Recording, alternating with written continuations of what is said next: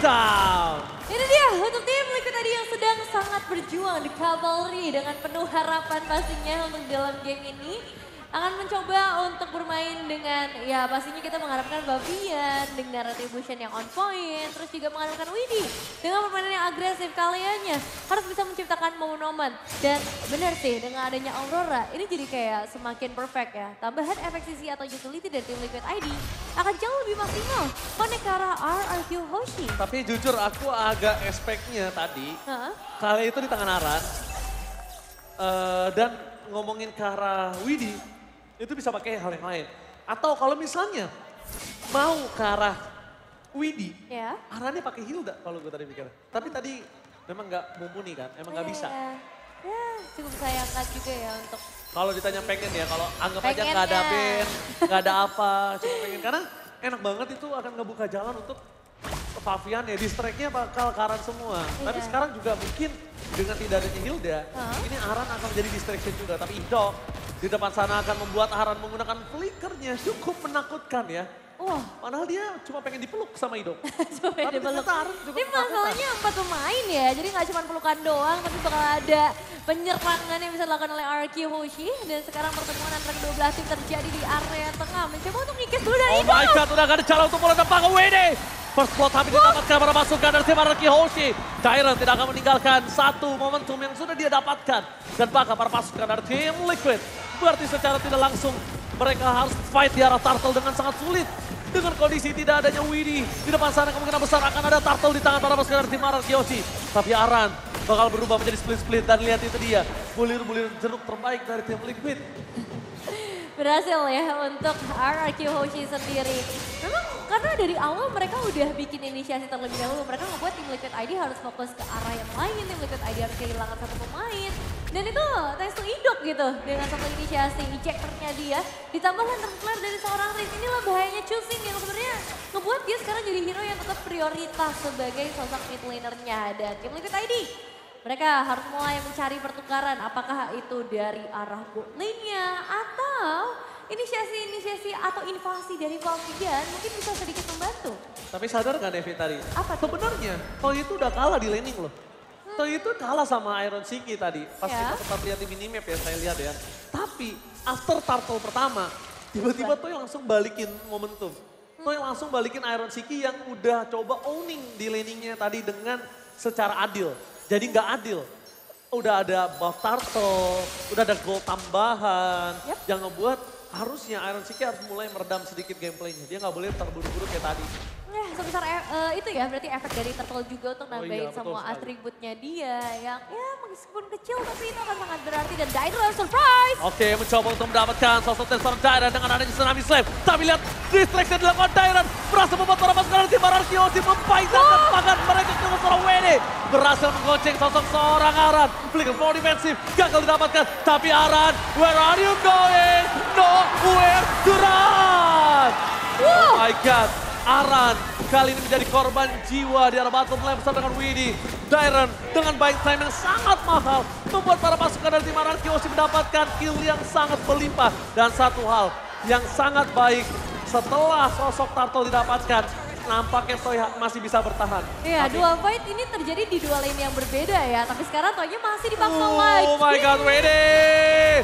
The pesting dan Toy! Almost is never enough. Tapi nampaknya para pasukan dari tim RRQ Hoshi mereka tidak akan tinggal diam. Mencoba untuk mendapatkan satu poin kill atau seorang yes kill. Dibalikan kembali kanannya oleh Rins. Tapi nampaknya Iron Siki yang menjadi korban jiwa. Terperangkap. Satu poin kill dan makan dua. Ini bencana. Tim Liquid terejam-ejam, Devin.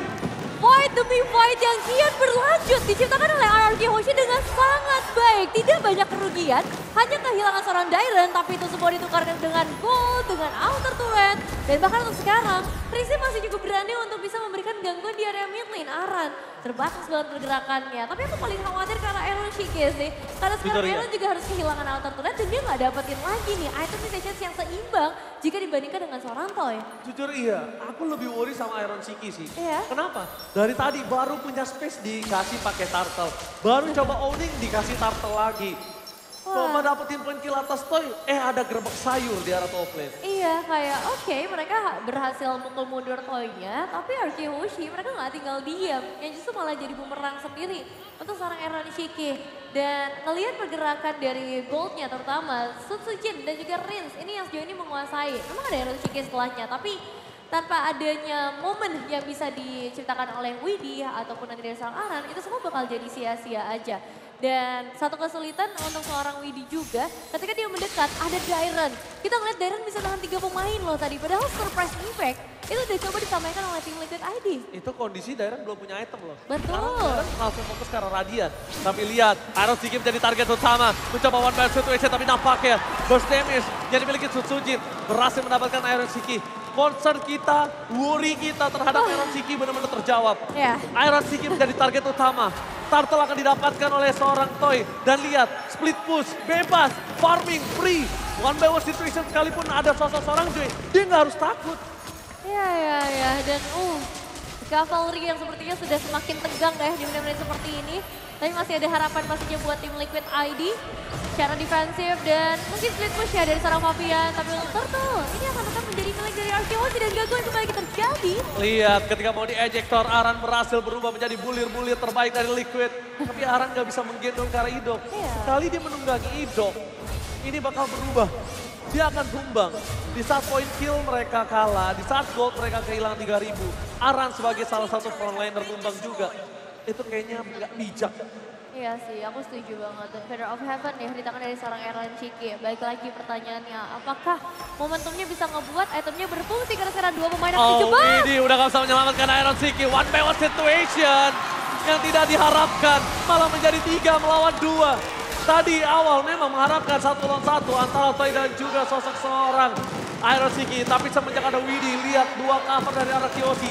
3 berbanding 2. Kalah jumlah, kalah kuantitas, kalah gold. Ya, dan tadi satu flicker ya, bahkan udah ketrigger juga dari seorang Aran. Ngebuat informasi yang lebih banyak lagi buat RQ Hoshi. Untuk di area yang menjadi milik mereka, Toy-nya bebas banget. Siapa yang udah diganggu, bahkan Aaron Shiki aja. Ini ke-pressure dengan kehadiran Toy dan Golden Staff. Nah sekarang makanya aku bilang tadi sama Nevin, ini Toy-nya bakal bebas banget. Yep. Pertama mau ditutup sama power split push-nya Fabian dong. Yeah. Berarti yang bisa megang laning jauh. Udah nanti 3 item, Fabian gak bakal kuat. Fabian, dia pakai retribution, kalah di objektif. Betul. Head to head dengan adanya Iron Shiki, itu gak mungkin gak ditemenin. Tapi lihat Yeskiel, sebelum dipaksa, bakal membuat dirinya flicker terlebih dahulu. Meanwhile di depan sana, siapapun yang dimakan Liquid, kita anggap siapapun yang dimakan sama Widhi, itu bakal menjadi masalah buat Liquid. Dan jawabannya, ini memang agak cukup sulit, tapi masih possible, itu Toy. Sulit tapi possible. Iya, dari Toy sama Aaron Shiki sebenarnya aku ngeliatnya cukup sengit ya. Karena dari Aaron Shiki juga jadi satu sosok gold laner yang masih bisa nge-farm. Perbedaan gold padahal dia tumbang 3 kali berbanding dengan 1 kali dari seorang Toy. Goldnya beda masih bisa tipis dikejar, iya itu yang kayak something special untuk tim Liquid ID. Jadi satu harapan lah setidaknya untuk mereka pegang beberapa saat ke depan. Masalahnya untuk Lord yang pertama, ini kemungkinan besar akan dimainkan oleh RQ Hoshi. Tidak ada harapan untuk Lord ini. Ya pasti masalahnya. Mereka kalau kontes, ini lebih parah impactnya. Iya sih. Kalau mereka kontes, minimal ya. Minimal banget itu 2 point kill. Betul. Kalau Lordnya didapatnya Nara Kyoshi, terus Lordnya di detik yang pas langsung keluar. Wah ini pasifnya bakal pecah, pasti berbahaya banget. Mereka bisa pecahin base turret. Next wave-nya mereka bebas banget dapetin Lordnya. Betul. Jadi wise decision ketika mereka udah lepasin aja Lordnya. Kita masih bisa defense, ini Lord pertama masih ada pasif juga. Dan ini Arkeoshi nggak lepas pressure sama sekali ya. Bahkan ketika split pushnya coba dipaksa di bagian bottom lane, masih ada speed of destruction, rotasinya langsung ke bawah. Dan yang ngebuat wave managementnya sekarang bisa kayak gini, pressure-nya akan ada terus-menerus di tangan tim Liquid ID. Dengan Lord yang berjalan bahkan dari area top lane, mungkin passive turret udah mulai bisa dicicil lagi. Ada Toy dan juga Prince di area depan, di area mid lane. Fabian gak dikasih tempat farming sih sama sekali. Bahkan Fabian gak dikasih satu anak tangga untuk bisa bermain dengan tempo ritme permainannya. Dan lihat, pasif yang udah pecah, bakal coba dipaksa untuk para pasukan dari tim Kyoshi. Dia ingin memanfaatkan, maksimalkan 1 Lord kali ini. Lihat, semua damage udah dikeluarin. Piercing strike dari Toy ini ke arah belakang dengan Holy Trinity dari attack speed. Ke para pasukan dari tim Kyoshi. Idok, mata di arah mereka, tapi itu dia Dairon memasang ke arah Yeskiel. Mundur ke arah belakang, menarik dan bahkan menuju ke arah base turret.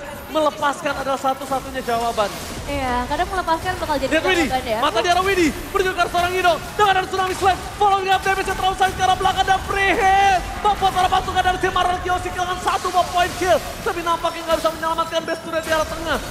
Hidong ditukar dengan 2 base turret, totally worth it. Ya, totally worth it sih. Aku sangat setuju ya dalam statement itu. Karena dengan hilangnya 2 base turret akan ada super minion yang masuk selanjutnya. Ngebuat RQ Hoshi lebih mudah lagi buat kasih pressure. Ditambah mereka punya power split push dari seorang Moskow. Itu sih yang mungkin belum bisa kejawab sama tim Liquid ID. Mereka dipaksa loh untuk tetap stay di area base-nya, di area rumahnya sendiri. Dan sejauh yang aku lihat, satu upaya dari Widdy yang sempat dilakukan dengan Tsunami Slam atau Tidal Strike-nya, ini belum jadi jawaban. Bahkan itu dia salah satunya ketika dia mengincar ke arah Dairon, follow up damage-nya masih sangat minim Bang Oji. Tapi lihat Dairon, sang raja yang pernah terlupakan, memporak-porandakan para pasukan dari tim Liquid seorang diri. And Dairon versus everybody. Baik time yang sangat mahal dikeluarkan. Double kill. Raja yang pernah terlupakan, raja yang pernah turun tahta, dan bahkan sang raja dari segala raja berhasil